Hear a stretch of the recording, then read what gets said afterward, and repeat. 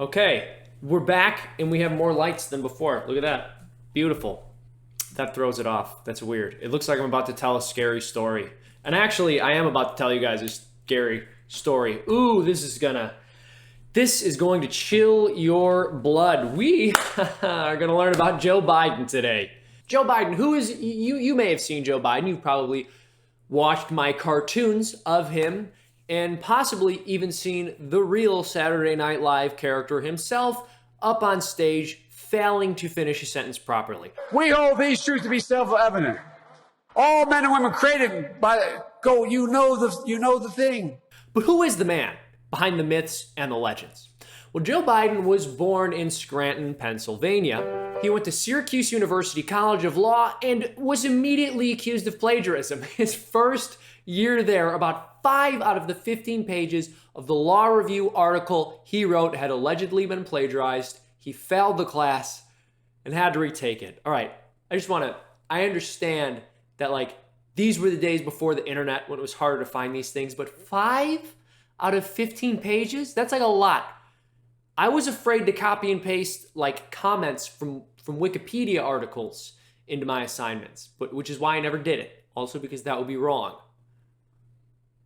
Now, we all did stupid things our first year away at college. I get it. I wouldn't hold it against them. But the thing is, it's indicative of a behavioral pattern which we end up seeing through the rest of his life. So Joe Biden didn't just plagiarize that speech. He also plagiarized words of a British politician, branding that politician's story, his personal story, as being Joe Biden's personal story. Why am I the first Kinnick in 1,000 generations to be able to get to university?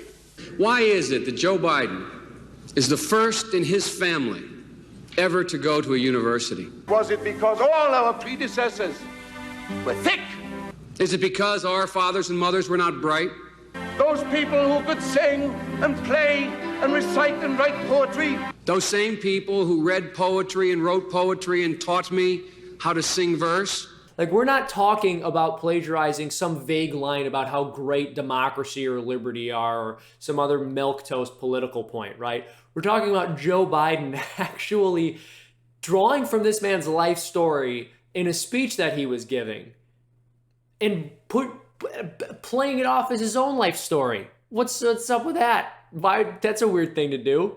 Those people who could work 8 hours underground and then come up and play football. My ancestors who worked in the coal mines in northeast Pennsylvania and come up after 12 hours and play football for 4 hours? No, it's not because they weren't as smart. It's not because they didn't work as hard. It's because they didn't have a platform upon which to stand. I wanted to pad the beginning of this video with some funnier Joe Biden things before I got into some of the dark stuff, but it's just, most of it is dark.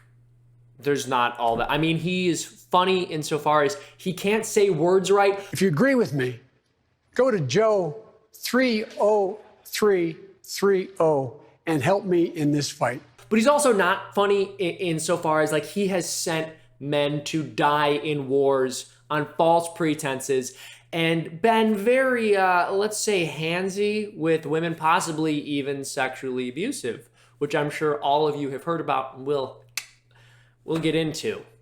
Far from being a dove who would use his position of political authority in the most powerful nation on the entire planet to promote peace or something striving towards it, Joe Biden instead promoted the bombing of Yugoslavia in 1999 and even co-sponsored a bill with John McCain which called upon the President of the United States to use all force necessary in this conflict, including sending American soldiers, which would have been a bad idea. Can we agree on that? But Joe Biden had quite a few bad ideas, and those really manifested themselves in his foreign policy decision-making and the kinds of things he pushed for, including both of the wars in Iraq and Afghanistan. Even though I don't totally agree with the position, you can hardly blame somebody at the time for supporting the invasion of Afghanistan, for example, because Osama bin Laden did attack us and he was over there. But Iraq was a stretch from the get-go, but Biden supported it the entire time, saying that we had no other option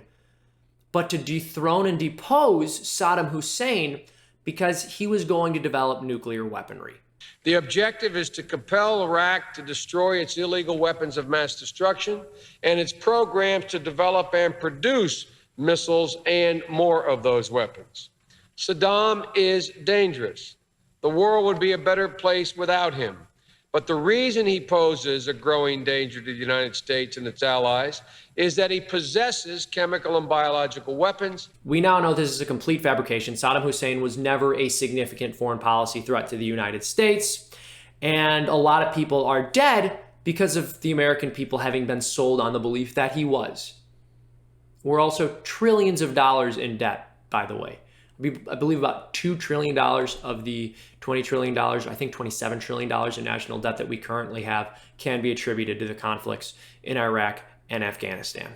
Joe Biden has claimed that he was against the war in Iraq the moment it started. This is completely ridiculous, and it is a statement which has been torn apart by multiple fact checkers very easily. This isn't even something I'm going to go into a whole lot of depth on.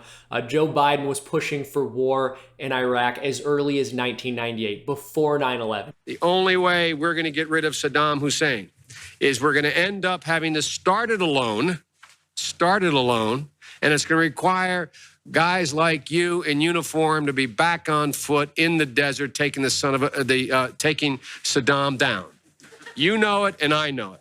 This is 1998. This is before the 9/11 terror attacks. This is before the 2002 Senate hearings, which were instrumental in convincing the American public that we had to go to war with Iraq.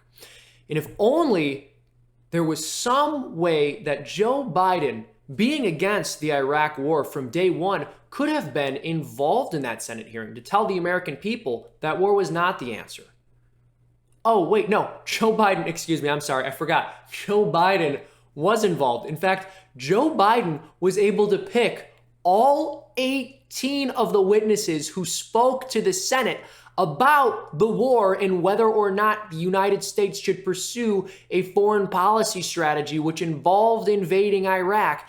And he mostly picked people who were in favor of the war, who said things ranging from Saddam Hussein was going to come up with a nuclear weapon within a decade to the Iraqi people will welcome Americans with open arms. Joe Biden, ladies and gentlemen.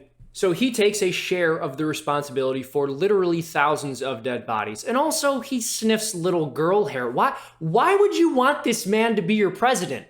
Now, the elephant in the room, Trump is imperfect, all right? But this is like, Trump never lied us into a war. And you might be sitting there saying, well, you know, he might have lied us into a war had he been in the Senate at the time. But like, here's the thing.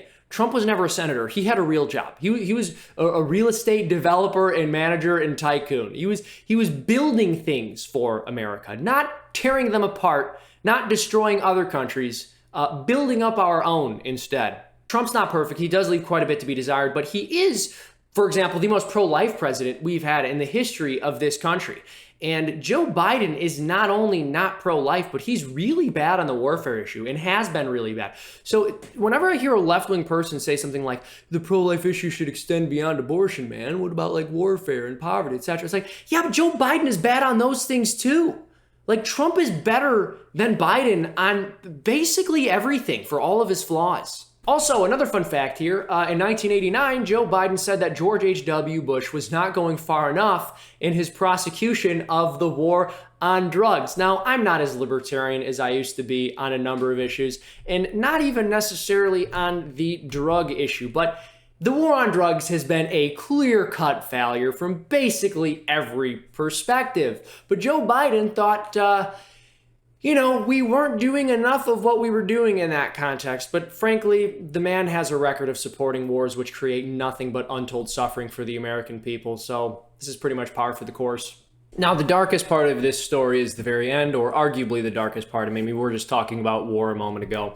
But Tara Reade came forward and accused Joe Biden of some pretty serious sexual misconduct. I won't get too much into the graphic details of that, but it's really bad. And if you really want to know the details, I guess you can read about it. But there were some sketchy details about her story as well as her behavior. She tweeted pro-Biden stuff pretty frequently and even praised efforts he had supposedly taken to help victims of sexual abuse, which seems like a weird thing to say about somebody who sexually abused you. So the story is a little bit sketchy, but of course, I'm not the first to point out the fact that the media had two completely different standards when it came to the Kavanaugh accusations and the Biden accusations. I think there was arguably some substance to the Biden accusations, even though there were some sketchy details surrounding them, like the ones that I just mentioned.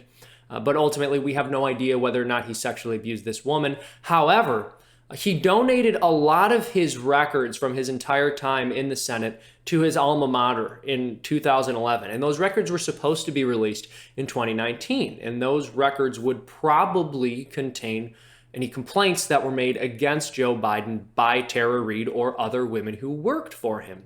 And for whatever reason, they decided not to release those records in 2019 and instead changed the standard to be such that the records will be released 2 years after Joe Biden has finished public life. And public life is not defined in their statement. So we have no idea what that actually means. The Daily Caller has been trying to get this information released to the public before the election, and I think that's probably the right move because this is information that they promised to release prior, and it's information that the American people are really entitled to know before we vote for or frankly against this man, and hopefully against this man. So I hope you have enjoyed this video. I'm sorry, let me say that again, but without stumbling over the words. I hope you have enjoyed this video. If so, please subscribe to this channel. If you don't like the serious or somber stuff as often, I also make cartoons on a channel called Freedom Tunes, and we've made fun of Joe Biden there, so go watch, please. Or stay here and watch more of my vlogs. I would appreciate that as well. God bless you. Please subscribe. Don't vote for Joe Biden, and have a lovely day.